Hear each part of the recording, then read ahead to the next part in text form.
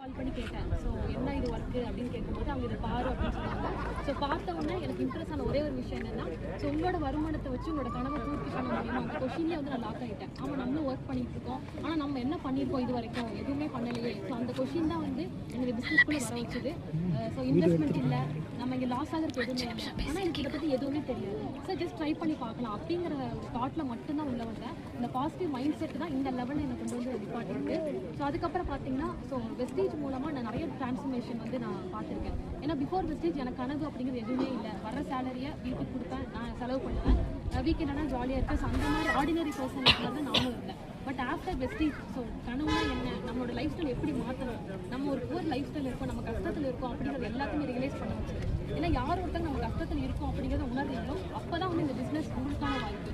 நான் வந்து கம்ஃபர்ட் ஜோனில் எனக்கு சாப்பாடு இருக்குது, ஸோ 10,000 சம்பளம் இது போதும் அப்படின்னு நினச்சிங்கன்னா கண்டிப்பாக நம்மளால் முன்னேறவே முடியாது. நம்ம கஷ்டத்தில் இருக்கோங்கிறது ஒவ்வொரு நாளும் நம்ம ரியலைஸ் பண்ணணும். ஏன்னா எல்லாத்தோட ஜிபே அக்கௌண்ட் ஓப்பன் பண்ணி பாருங்க, எவ்வளோ பேலன்ஸ் நம்ம வச்சுருக்கோம். ஸோ அதை வச்சு தான் நம்ம வந்து மேனேஜ் பண்ணிட்டு இருக்கோம் கரெக்டாக. அப்போ நம்ம சம்பாதிக்கணும் அப்படிங்கிற எண்ணம் நமக்கு ஃபஸ்ட் வரணும். ஏன்னா இந்த வயசில் நம்ம ரிஸ்க் எடுக்கலாம், எந்த வயசுலேயும் என்னால் பண்ண முடியாது. 60 வயசு ஆனதுக்கப்புறம் நான் அப்போவே நான் பண்ணியிருக்கலாம் அப்படின்னு நீங்கள் ஃபீல் பண்ணும்போது அந்த வாய்ப்புங்கிறது உங்களை கட்டி தவற வச்சு. ஸோ ஆஃப்டர் வெஸ்டேஜ் பார்த்தீங்கன்னா எனக்கு ட்ரீம்ஸ் அப்படிங்கிறது நிறையா இருந்துச்சு, நிறைய அச்சீவ் பண்ணணும்னு நினச்சா மட்டும் பத்தாது, அதுக்காக என்னை மாற்றிக்கிட்டேன். ஸோ இப்போ தான் நான் ஃபஸ்ட் டைம் வந்து நான் பேசுகிறேன். ஸோ நிறைய விஷயத்தை டெவலப் பண்ணிக்கிறேன் இந்த பிஸ்னஸ்க்காக.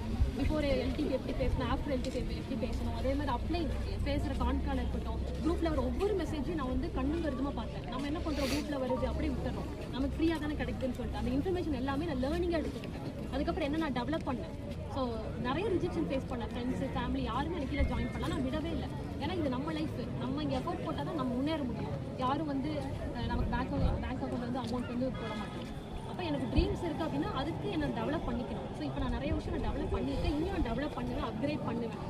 ஸோ ட்ரீம்ஸ் இருக்குது அப்படின்னா அதுக்கு உங்களை டெவலப் பண்ணிக்கோங்க. ஏன்னா நம்ம வந்து கார் வாங்கணும், வீடு வாங்கணும் சொன்னால் மட்டும் பத்தாது, எல்லாருக்கும் கனவு இருக்க தான் செய்யும். ஆனால் அதுக்காக நம்ம எப்படி சேஞ்ச் பண்ணிக்கிட்டோம், ரீசன் சொல்லக்கூடாது. அதே மாதிரி ட்ரைனிங் நம்ம ரெகுலராக வரணும், நம்ம டீம் கூட பேசணும், சோம்பேறித்தனம் இருக்கவே கூடாது. ஸோ டைம் மேனேஜ்மெண்ட் பண்ணி நீங்கள் கற்றுக்கிட்டீங்க அப்படின்னா கண்டிப்பாக இந்த பிஸ்னஸை யாருனாலையும் பண்ண முடியும், எங்கேருந்து வேணாலுமே இதை நம்ம பண்ண முடியும். ஸோ அதனால் எல்லாருமே நம்பிக்கையோடு பண்ணுங்கள். பாசிட்டிவ் மைண்ட் செட் இருந்தால் மட்டும்தான் இந்த பிஸ்னஸில் அடுத்த கட்டத்துக்கு நம்மளால் போக முடியும். So thank you.